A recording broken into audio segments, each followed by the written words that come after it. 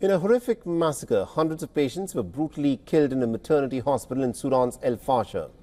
The brutal killings were carried out by fighters from the paramilitary rapid support forces who seized the provincial capital of North Darfur over the weekend.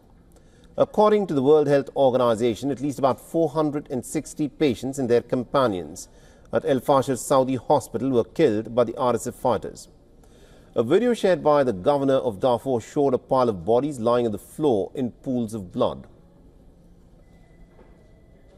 Now, according to eyewitnesses, RSF fighters also went from door to door, beating and shouting at people, including women and children. Many died of gunshot wounds in the street, some while trying to flee to safety. Now, 2 years of fighting for control of Sudan has killed about 40,000 people and has also created the world's worst humanitarian crisis, with over 14 million people being displaced. Now, the RSF besieged El Fasher in May 2024, cutting off the city's main transport routes, and announced its full control on the 26th of October.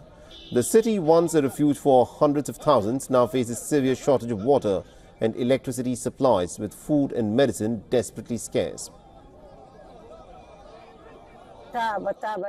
The fatigue and humiliation. We were tired of hunger, even Mbaz. We couldn't find it for 2 or 3 days. We looked for it in the dirt to eat, and they didn't even let us. If they caught us, they hit us and threw it away.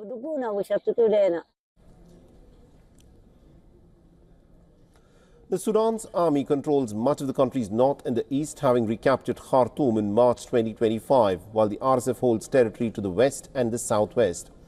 With the army having abandoned El Fasher, the RSF now holds all 5 of Darfur's regional capitals, while fighting continues in the southern region of Kordofan.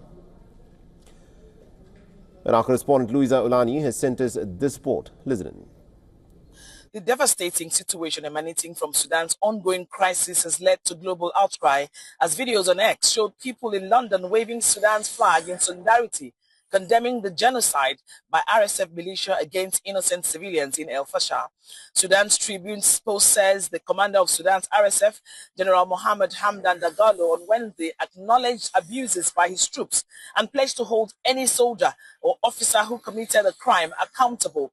Acclaimed critics say will yield no tangible results like in the past.